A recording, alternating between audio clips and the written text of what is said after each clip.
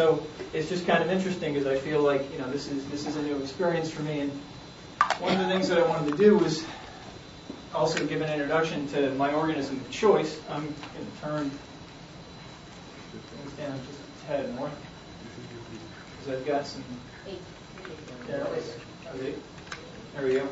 So I work on Myxococcus xanthus, and Myxococcus xanthus is a little different than the last bacteria we just talked about because, for those of you in the audience that care, it's a gram-negative delta proteobacteria, which tells you something about sort of its structure. And for example, Myxococcus xanthus I think actually stands for gold slime rod.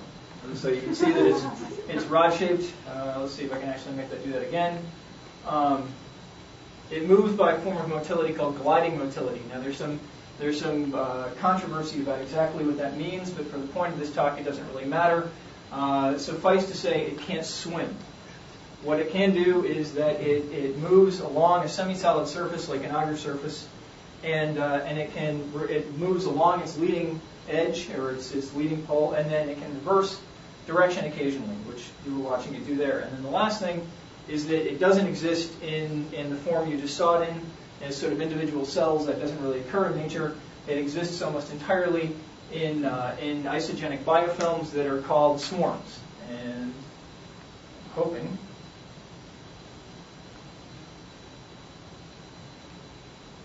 that's not good.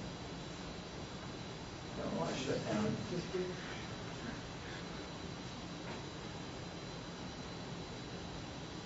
I'll log out. Are you saying other universities have better projection than Syracuse?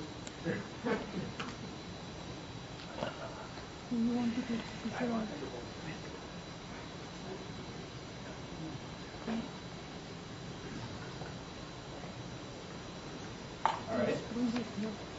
What I'm going to do is I'm going to keep talking, actually, and we're going to pretend like I'm giving this talk while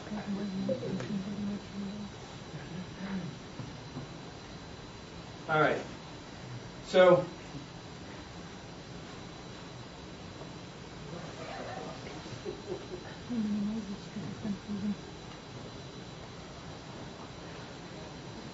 okay.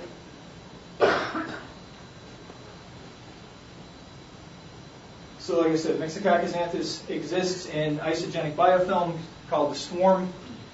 And the thing that Myxococcus xanthus does that sort of puts it on the map in terms of self-organizing systems is that a biofilm of Myxococcus or a swarm of Myxococcus xanthus, when you start it, will self-organize into sort of mushroom-shaped structures that are called fruiting bodies. Each fruiting body contains 100,000 cells, approximately, that were once sort of relatively evenly dispersed throughout a swarm. I'm kind of terrified right now. I really don't want to run FSCK, but I think I'll have to. And while my computer is vomiting, I'm going to keep on going, and we'll just pick up where we have to.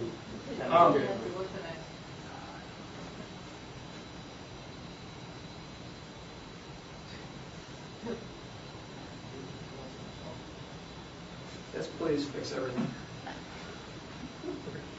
I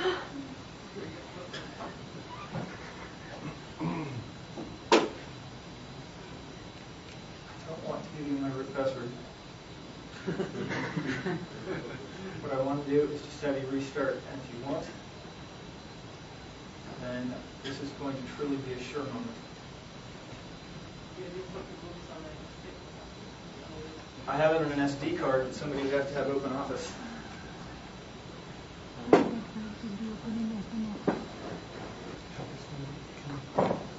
have open office. All right, if this asks me for my root password again, we'll do that.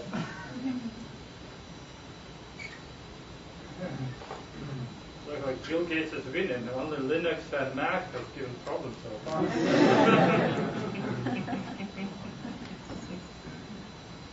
Bill Gates has infiltrated these things.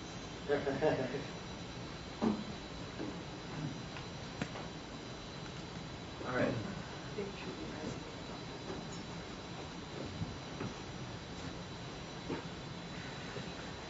I'm not going to plug in anything. It's peripheral.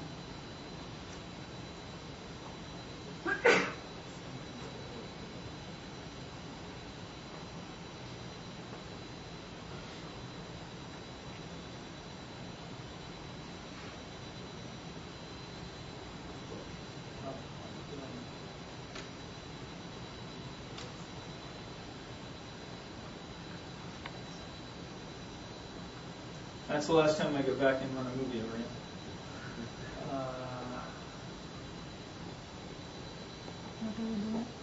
Okay.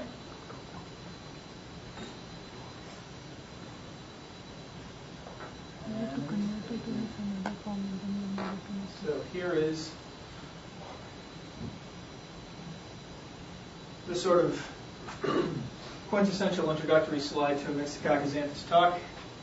The Myxobacteria, this represents a schematic of the M. xanthus life cycle. So when there is sufficient food, they grow what is called vegetatively. Here's a microcolony that is swarming on nutrient agar. If you introduce nutrient stress in the form of starvation, it will go through a series of patterns, which we'll get into more detail in just a second, but the sort of most pronounced of which is the formation of traveling waves. These are actually non-Zhabotinsky waves. And following the formation of waves, they will begin to form these aggregates. Now, these are actually scanning electron micrographs of M. xanthus swarms forming one of these aggregates. So the aggregates continue to grow and begin to rise off the surface of the agar plate and eventually form a mature fruiting body. This is actually almost visible to the naked eye. It's about 1/10 of a millimeter across. So inside the fruiting body, the cells on the interior of it will actually change shape and become rounded and both metabolically quiescent and environmentally resistant spores. And you can actually see them because if you freeze fracture a fruiting body, you can actually see the myxospores on the inside of it. But that's not the only pattern. So, okay, the reason why development is the predominant pattern that is studied in Myxococcus xanthus is that it has a verifiable endpoint. If at the end of an experiment you have visible fruiting bodies and you test them for environmentally resistant myxospores and it has myxospores, you know you've successfully undergone development, it's quantifiable, it's verifiable, but it's definitely not the only pattern that Myxococcus xanthus exhibits. So this is actually Myxococcus xanthus swarming in time lapse on minimal nutrient agar. And this is about 3 million cells in an area of about 1 millimeter across, I'd say total. You can actually see individual cells or nearly individual cells, these larger groups or clumps of either hundreds or thousands of cells that are sort of moving. I wouldn't want to say as slugs, but they're sort of moving in unison. And as these things are moving across the agar, they're leaving behind this slime, which seems to be some sort of signaling that they do because they predominantly follow slime. And if you were watching sort of different parts of this movie, you'd actually probably see a whole slew of different patterns. So, for example, you'd see swirls of cells that are moving around, or you'd see these beginning aggregates that will eventually become fruiting bodies. At least a subset of them will. You see that they actually do form sort of discrete tiers of cells. There was actually a paper on that by Larry Shimkitz not too long ago. And then last, you see these sort of rafts or slugs. These are hundreds or even thousands of cells that are sort of moving in unison. So development and the formation of fruiting bodies is not the only pattern that Myxococcus xanthus exhibits a whole slew of patterns sort of on the way to it. Now, okay, this is where I come at it from, because I started out as a biochemist and molecular biologist that was interested in trying to figure out how you can get things as simple as the instructions that genes can process to make three-dimensional structures. And that was part of the reason I got interested in Myxococcus xanthus, because Myxococcus xanthus makes some pretty simple three-dimensional structures, and at the time I was choosing a model organism, and we seemed kind of far away from it anyway, so I thought, why choose something complicated like C. elegans? I'd choose something a lot simpler. And in 2005, we actually got the genome sequenced, and it turns out that Myxococcus xanthus has a single circular chromosome with 9 million base pairs. And in those 9 million base pairs of DNA, there are approximately 7,500 open reading frames. Each open reading frame is either a gene which encodes for a protein, or at least something that looks an awful lot like a gene that encodes for a protein, but not all of them do. So we call them open reading frames, but you can assume that probably 95% of them will wind up encoding for proteins. So assume that there's about 7,500 proteins. And the function of about 25 of them is completely unknown. So here's actually the map, and it's color coded. So this is actually the role of the genes. They're sort of clustered together according to functional roles. So you've got things like cell envelope and fatty acid and phospholipid metabolism, biosynthesis, and you get down here to things that are a little bit more or a little less clear. Protein fate, cellular processes. So, when I say that the function of approximately 25 is completely unknown basically means unknown function here, and conserved hypotheticals, which basically means unknown function, but there's proteins of unknown function that are the same in other organisms that have been sequenced. So when you add that up, that's 25% where we either don't know what it is at all, or we don't know what it is, but there's something else in another organism that we don't know what it is. But then when you look at some of these others, like cellular processes, okay, so 5.5% of cellular processes, but that doesn't really tell you very much about what the protein does, really, and it doesn't tell you anything about what the protein does in light of how Myxococcus xanthus functions in relation to its environment and each other. And so this is actually a slide that seems to be sort of in a lot of the talks, since this is about emergent behavior, which is that what we've got essentially are sort of three levels, or three sort of scales of complexity. So you've got gene function, you've got individual genes, or 7,500 individual genes. Each one does essentially one thing. Genes are relatively simple machines. It's not like there's a lot of variability once we've made it. You then have cell movement, so you've got the individual cells. We saw a movie of those. They go back and forth along their long axis. They occasionally reverse direction. They're semi-rigid rods, and they only move in 2 dimensions. They can't swim. And then on the last, you have global self-organization, which is the idea that you can actually make patterns if you put millions of these things together and they're signaling to each other and moving in unison. And the problem is that there's actually a barrier here, because each one of these scales is sort of, at this point, impossible or nearly impossible to sort of move past. So it's right now we're working on it, but we haven't figured out exactly how cell movement leads to global self-organization, Myxococcus xanthus, or for that matter, exactly how genes function together to control cell movement. But, and here's sort of the point of the talk at least, and the point of what my lab is trying to do right now, it's not like it's completely hopeless. We've got some things that we can actually use to make some predictions and maybe make some good guesses, especially about the 25% of proteins we don't know what they do. So for example, between gene function and cell movement, well, you've got functional limitations to proteins. Proteins are infinitely complex. They do essentially one thing and one thing only, so you've got 7,500 instructions that you can sort of put together in some meaningful way to include all of sort of cellular structure and metabolism, as well as things like motility in general, not to mention cooperative motility. And then you've also got the fact that, at least in this case, you're dealing with prokaryotic genetics. So all of the sort of organelles and vacuoles and all the sort of complex stuff like that you have with the eukaryotic cell, you don't have here. It's not a drastic oversimplification to say that a bacteria is mostly a bag of water. So you don't have as much sort of structural stuff that you have to worry about, like local concentration gradients and diffusions across organelles. So you've got that simplifies this connection between the cell movement and global self-organization. Well, you're dealing with an isogenic population. Granted, it may not be exactly the same. There may be differences in gene expression, say in the middle of the swarm versus at the edge of the swarm. But you definitely have it. It's definitely isogenic, and it's probably more homogeneous than most self-organizing biological systems. And then also you have movement limitations. So the thing doesn't swim. It moves in two dimensions. It only moves along this long axis. They're all rods. It's not like the cells take on different shapes. So you've got that. And then between gene function and global self-organization, you've got clustering based on gene homology. So you might not know what a gene does in a particular organism, but you can start clustering them according to sort of what they do in other organisms, or what other genes that look like it in that genome do. That didn't really make a lot of sense. Then you've got also the fact that you know it's an emergent property. I mean, you've got the patterns that are leading up to to the transition from a less ordered to a more ordered state. And there are certain things that you know about emergent properties that you can guess, like they're based on multiple interactions between relatively simple instruction sets and all that good stuff. That's actually probably one thing I don't have to talk about too much to this crowd. And so, all right, that said, here's the problem that I was facing when I sort of started attacking this problem in this organism, is that we've got sort of a really limited set of tools that we can use to get any kind of quantifiable metrics. So we can measure growth rate. Like if we make a mutant in a gene, if we make a mutation in a gene, get that strain growing up, does it grow any slower? Or if we put it on agar, does the swarm expand, nutrient agar, does the swarm expand any slower than normal? We can also cripple different motility systems. It turns out Myxococcus xanthus has 2 genetically separable motility systems. We can cripple one or the other and see if maybe that changes the rate of swarm expansion.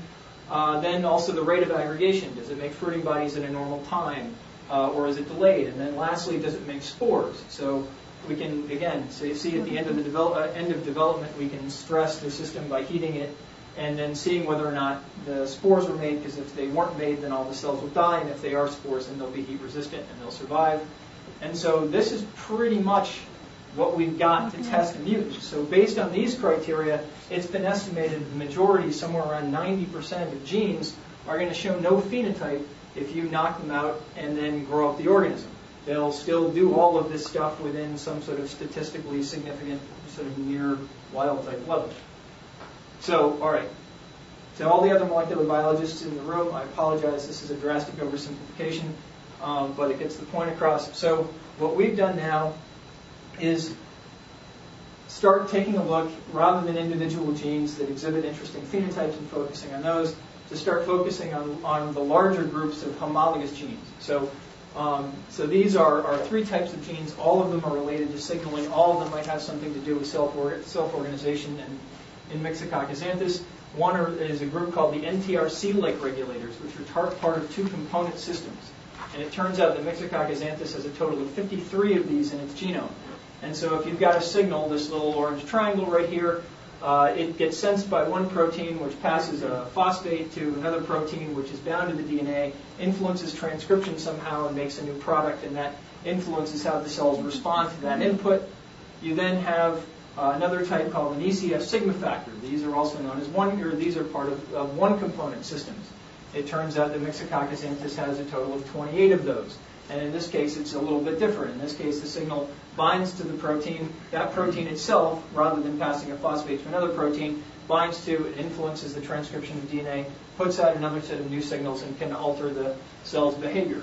And then the last one that I'll bring up are the ABC transporters. These are importers or exporters. They can do either one. And all right, so they're not actually sensing and responding to the signal. Instead, they're sort of gated channels that could let a signal in. Once that signal's in, who knows what it could do, influence the transcription of another gene, which would produce another product, which actually might get exported by another ABC transporter. So each one of these kinds of genes could be, or proteins could be involved in self-organization, and it turns out there are 120 ABC transporter systems in Myxococcus xanthus. I think if you add up the genes, and sometimes there's more than one ORF related to them, it's like 198 ORFs that are in there. So the reason why I bring these up is each one of these homologous families were found because one or a couple of these produced an interesting phenotype. So a researcher, either me in the case of the ABC transporters or somebody else, actually went ahead and disrupted the rest of them. All 53 NTRC-like regulators are all ECF sigma factors, and the vast majority of them produced no phenotype that is different from wild type in any but that one that was discovered to begin with. So, all right. What we decided to do was to start trying to see if we could find new metrics that we could use to differentiate between the phenotypes of these genes that right now present us with no aberrant phenotype. So before I get on to mutants, this is actually going to be development of DK1622 as wild type M. xanthus, but I think on the slides I refer to it as DK1622. This again is time lapse. It's sped up, so I think every second you're watching this is about 15 minutes in real time. This is about 6 million M. xanthus cells on starvation agar. And it doesn't take very long for it to pick points in two-dimensional space, form aggregates, and then those aggregates eventually stabilize into fruiting bodies. Now, if we break this up into 4 frames, what we notice is this. It starts out essentially as a modeled bunch of gray. Relatively quickly, there are, within a few hours, these points of aggregation start, and they grow, but then at some point, they go from lots here to fewer right here. And that was actually the point that we wanted to focus on. We actually didn't realize that at some point we were going to lose aggregates. And it turns out if you watch the movie again, you can see when that happens. First, a lot of aggregates form, and then about half of them actually, it turns out, either move and merge into other aggregates, or they just dissolve. And when we plotted that, well, before we did that, so we started looking at the ECS sigma factors, because they were actually the most normal looking. There were 20 out of the 28. One gave us a phenotype that was a developmental defect. The other 27 looked pretty much like wild type. And so we started doing that with the ECS sigma factors. This is actually a mutation in the gene MXAN2405. If they just start at the top, at the origin of replication, and just number them from 1 to 7,500, so the number doesn't actually have any meaning. We made the same kind of movie here, and it goes ahead and in a reasonably timely fashion, it makes aggregates, and those aggregates actually appeared to move a little bit more than they should have, but eventually stabilize and form fruiting bodies. However, if you take a plot, and on the x-axis this is time in hours, and on the y-axis this is actually the number of aggregates per unit area. Here's wild type. First you see a lot of aggregates, and then it plateaus, and then over a relatively short period of time you lose about half of them, and then it stabilizes. Here's your mutant. So here instead you get a slower increase, but you actually get more aggregates, and then you don't get that.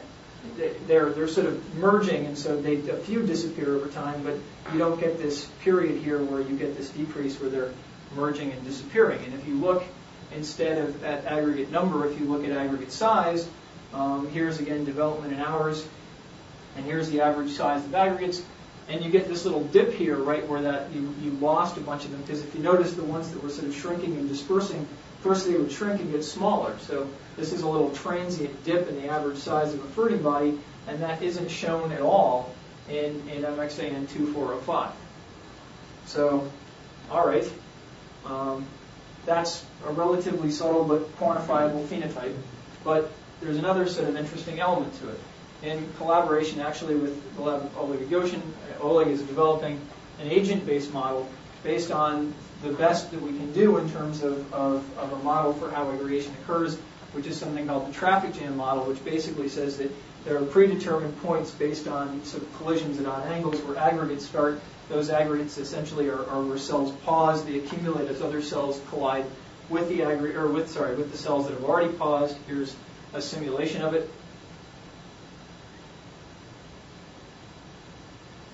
And so the aggregates do form and grow and eventually stabilize.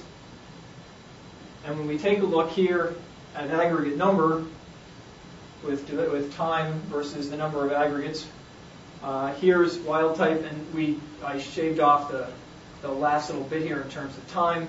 So here is the dip in aggregate number for wild type, and then the dotted line here is the mutant MXAN2405.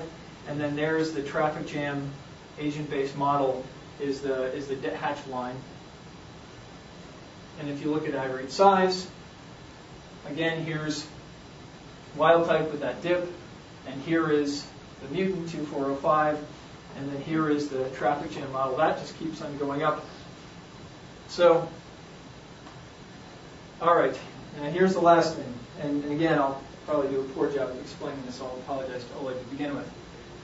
The last thing that we wanted to do is try to figure out whether or not there was any order in the placement of fruiting bodies. Because again, we were looking for metrics that would be able to differentiate between wild type and mutant. And so what Oleg came up with was actually using something that he called the cumulative radial distribution function.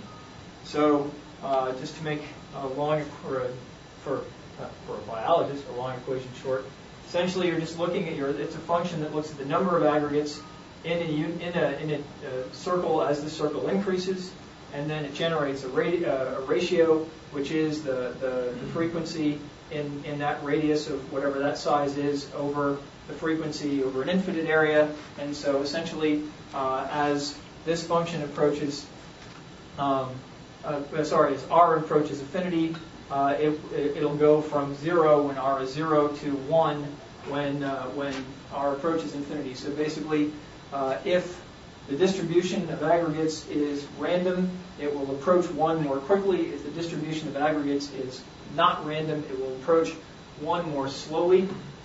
Here is the plot of the radial distribution function for a bunch of different things, and I'll go through them one at a time. So first of all, the red line is a randomized control.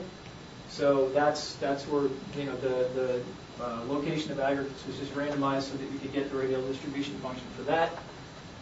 Then the purple line here is actually the agent-based model. So there's the traffic jam-based agent-based model. But then here's what's kind of interesting.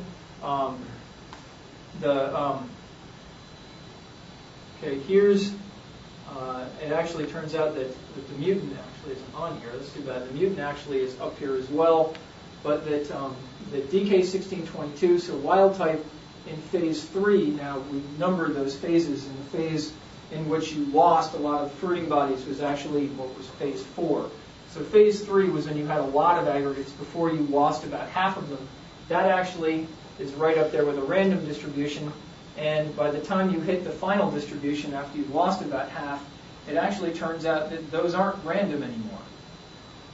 And so that's another weird difference. So in addition to the mutant not losing half of the fruiting or half of the aggregates halfway through development, it also seems that wild type, when it's losing half of its aggregates, is going from a more random to a less random distribution of aggregates.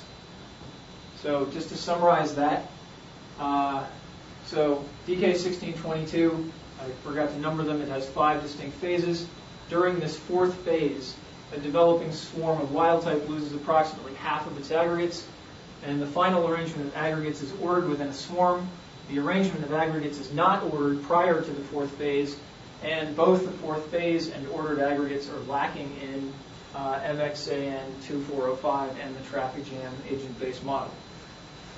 All right, so I want to show you 2 more mutants. And these are both ECF sigma factors as well. And what you'll see is that it's pretty obvious they look different from wild type. So here's one, MXAN 3686. And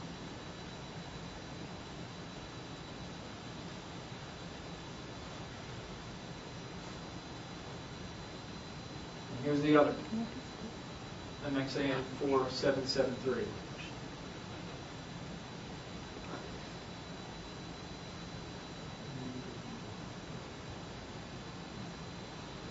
Now again, really different from wild type, but at the end of the day, you've got aggregates that have spores in them. As far as a mixobiologist is concerned, they're wild type, even though they're clearly different in the way that they make aggregates. So, and this is very new data. We're still sort of developing. This is actually the work of a brand new graduate student in my lab. He's actually sitting in the back, I feel. Where we were trying to figure out, again, another metric where we could differentiate from mutants from wild types. So Phil is actually an expert in image processing. So he took, and I told him that you didn't have to know anything about xanthus, just take a look at these movies and see if you could come up with features that would differentiate one set from the other.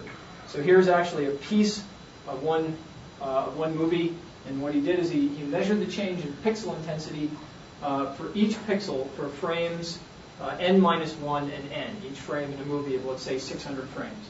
Then he eliminated, so what that does is, and then he color-coded one red and one green. Now, of course, everywhere where you lose in pixel intensity, you're going to gain it somewhere else, so it actually sort of averages that to 0. So instead, he eliminated all the pixels that showed a decrease in pixel intensity, and then he plotted over time the sum of increasing pixels, both in number and intensity, for wild type and mutants. So this is just an example of wild types that are DK1622. This is the total upward intensity increase of sort of an entire frame, or a set of frames, and this is over 24 hours of development, so this is actually in frames, the x-axis here. And here's what's interesting. So we did this for 2 sets of, 2 independent wild types, and then for both of those mutants you just saw. And so here's wild type A and B, so those are 2 independent repeats, and then here's one mutant and then another, and then here's, again, the other mutant and again. So it looks like this, at least we're on to something where, again, this would be another way of looking at 2 movies of 2 different developing strains and seeing whether or not we can differentiate between the 2 of them.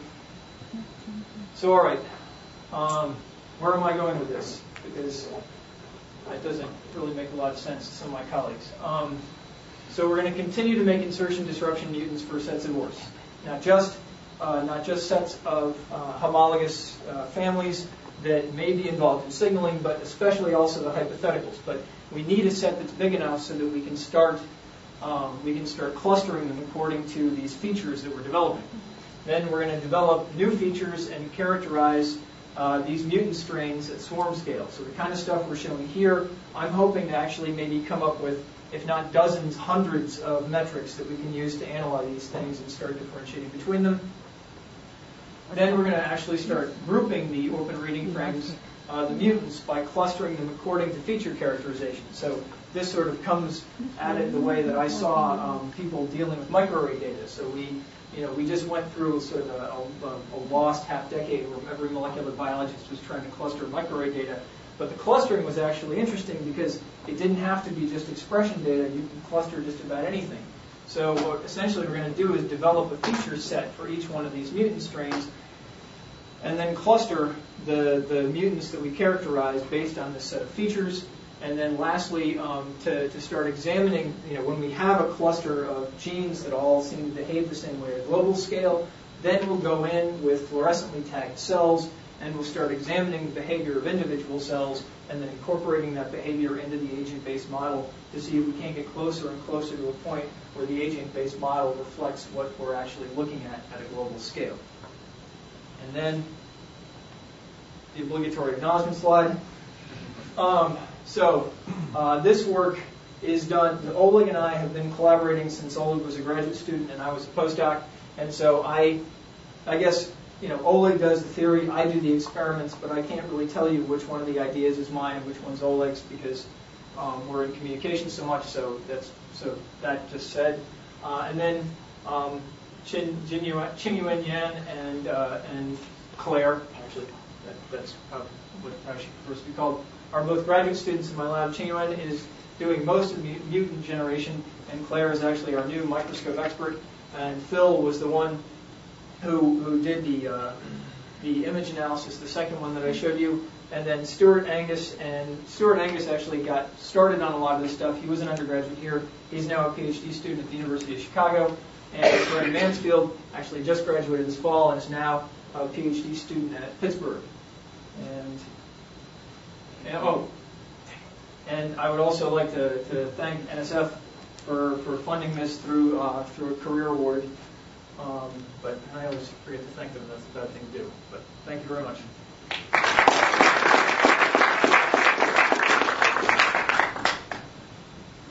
Questions?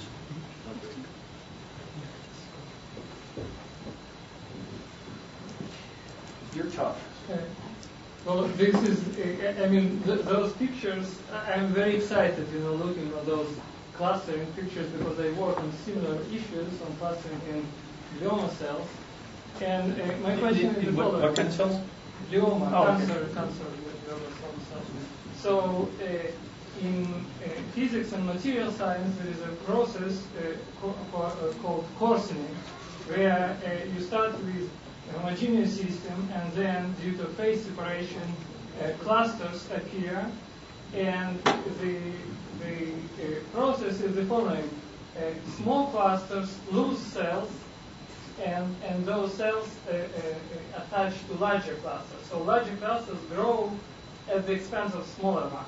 Now, in this situation, the number of clusters decreases all the time, and the average size of a cluster of clusters increases. Now, in your case, I see that the system freezes at some point, so the cluster size distribution function doesn't change anymore. So, do you have some intuitive explanations of what happens? Why cells stop proliferating and moving? You're talking about Oswald, right? Yeah. So I actually, Stuart started using terms like that, and I called up Oleg with that idea, and Oleg basically said that I needed to do more reading and I shouldn't use those terms until I really know what they mean. Yes, that's our guess as to what's happening, and actually Claire's project right now is to tag. So we have a system where we can tag cells fluorescently. I actually think I decided not to use one of these. Hang on. We also get lead scans from this, where we can tag cells fluorescently. And there it is. No, that's not it. There we go. Tag cells fluorescently and then track them. And these are actually, that's an aggregate that's growing, and these are individual cells that are moving toward it. And so we're now going to repeat this experiment for aggregates that are increasing in size and aggregates that are diminishing, and seeing whether or not we can see a difference in the number of cells that are leaving the aggregates that are diminishing, because that would actually be a strong indication of porcelain, right? Yeah, I mean, this is fantastic. I just don't understand why this freezes at the end. So why cells stop moving at some point? Yeah, I mean, at some point, like, you know, this it's not just a physical phenomenon. There's a genetic element to it as well. So there's probably some genetic signal that turns on and tells them all, like, enough's enough. Okay, I have a couple quick questions. The first is about, you kind of mentioned that the traffic jam model is based on the assumption that collisions cause kind of local pauses and then aggregates form around that, which makes me wonder if you have or if you've thought about putting in some kind of little posts that act as obstacles to try to nucleate aggregates in specific areas. So that's actually one of the things that makes working with Myxo. Myxo is, for those of us that are on a first name basis with it, that's what we call it. So Myxo will make a fruiting body on almost anything. So a glass bead, a little piece of dirt, you hit your pipette tip on the auger, it'll make a fruiting body right there. So we actually go to Herculean efforts to try to avoid anything like that. But yes, if there's an object that sort of gets in its way, it tends to sort of cluster around it, and it will actually make a fruiting body there. But that means that you can have a possibility of, say, making an ordered array of where the fruiting bodies would appear and then seeing what that does for the interactions of the aggregates. Yeah, it might be a really interesting idea. And then just another quick question. One of the big differences, it seemed like, in the difference between the wild type and aggregates is that the wild type actually takes a lot longer to start forming aggregates initially, and I was wondering if you could comment on that.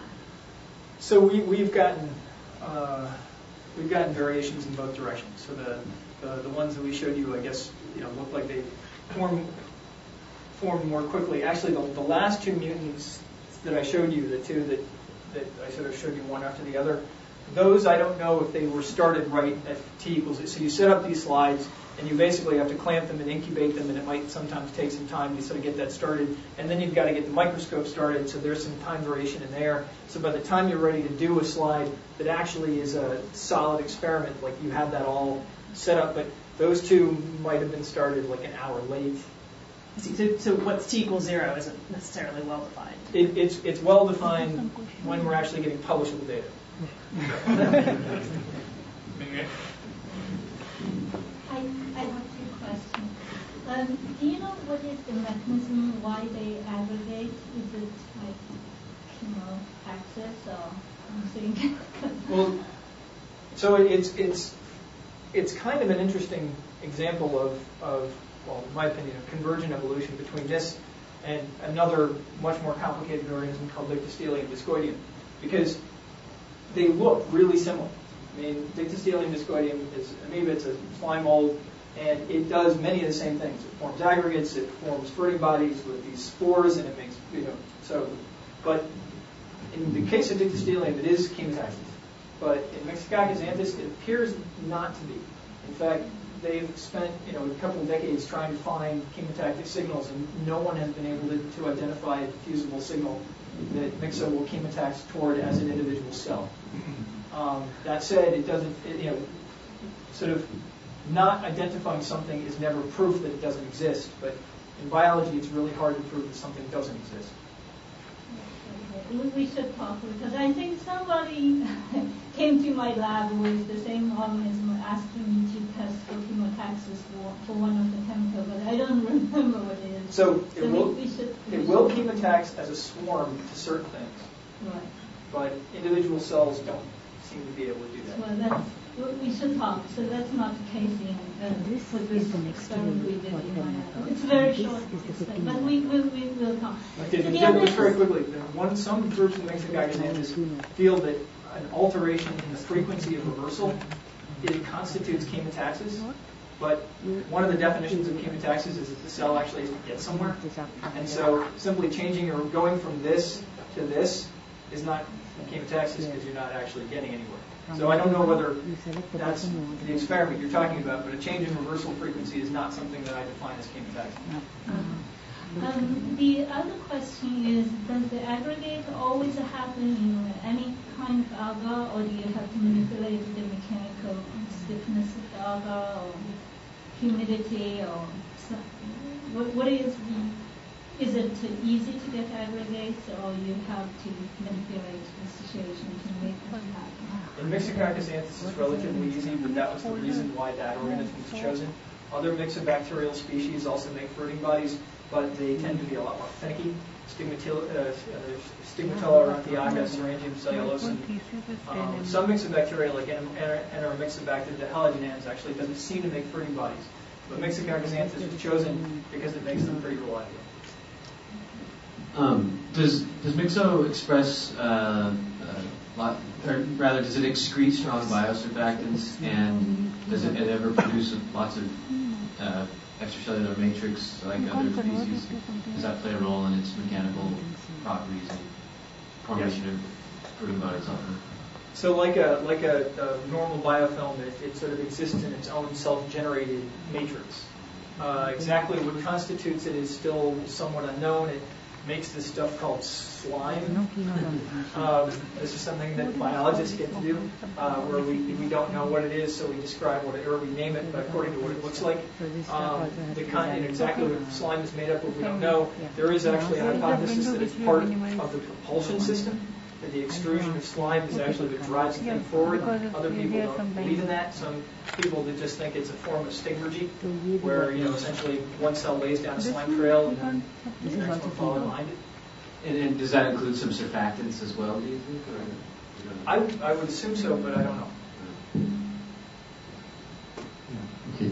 Could you explain more why you expect some analogy with osmoal ripening? Because I don't see at all the connection. Okay, this is probably why Oleg told me not to mention it. So what I'd like to do is talk with you and that guy, and then maybe the two of you can get the fighting, and I don't have to sound stupid. So I don't mean to fight. I'm just trying to understand what I don't understand. Well, I'm not sure I do either. So how about the three? Well, I'll buy you guys a sure. Yeah, so I think it's not real the autonomic, but I think it's basically a combination of, in the same conditions, the same cells are doing two different things. We have two phenotypes. One of them are spreaded, the other one are aggregated. Basically, we have some cells spread, then they decide to aggregate. When they aggregate, some of them die, so the rest get as a food, they keep on spreading, we get another setting. So I think the mechanism, the internal mechanism is quite different from the statistical mechanics of the organism. So maybe at some abstract level equation might be similar, but we couldn't figure that out. I have a couple questions about just the movies. It wasn't so clear to me what I was seeing. I saw these like gray kind of uniform things, and then I saw these black things forming. And can you just explain a little bit what I was seeing there? Am I seeing the individual cells in any sense? So the self-generated matrix that I was talking about sort of makes it so that the individual cells are obscured. So the swarm appears as sort of one entity, even though it is composed of millions of cells. So I apologize for not making that clear. That's one of those, when I give a talk to microbiologists, I leave out stuff, and I shouldn't have. So the movies that you're referring to were made with straight up normal bright field microscopy, which basically means that there is some relationship, it's assumed to be somewhat linear, between the darkness and the density of what the light is shining through. So you can assume that the grayer areas are more cells piled up on top of each other in that region, and the lighter areas are fewer cells. So you're looking essentially at density, and then the aggregates, the black circles that you were looking at, are the fruiting bodies that are sort of growing, so they've now essentially reached the threshold of black and are now sort of completely black, even though they have a dome shape. You can't sort of see what the shape is based on the grayscale. So are you assuming that they're hemispherical? Because I would guess the model must make some kind of prediction about how they exist in the third dimension, but your images don't allow you to deduce that. So then when you're counting like whether or not, when you were doing all these statistics on the things disappearing and growing, another possibility is they could just be changing their height in the third dimension, but there should be definite predictions from the model about what's going on, and have you check those. So that's actually a couple of good points. Let me sort of handle them one at a time. So actually one of the first guys that I ever collaborated with was a guy named Adam Arkin, who was at Berkeley, and he was helping me model some stuff, and I remember getting a question very much like that about the third dimension, and sort of stumbling on it, and he interrupted me and just said, look, the pattern's two-dimensional, so we can model it in 2 dimensions, and it's still something worth studying, even if we don't see the third dimension. So we're actually sort of modeling the third dimension separately, but it adds a level of complexity which I don't think is a bad thing to treat separately in terms of image analysis. You're right, in terms of modeling. Once they get there, they simply can't stop. One of the other guys that does modeling, a guy named Mark Elbert at Notre Dame, he models Myxococcus xanthus. That's essentially what happens is that fruiting bodies are just places where cells stop. And absolutely, if it's making a defined shape, it's doing something. They're doing something to make that shape, but we haven't gotten there yet. And then just finally in the images, at certain points I saw like these waves of black and white appearing in the gray, and they would appear and disappear. So what's going on with that? What sets the wavelength of those? And I would say it's a very good question. Why don't we discuss it over the coffee, because we already run a little bit late. But I just know it's a subject of separate talk, the waves that Myxococcus xanthus. So let's thank Roy and all the speakers for.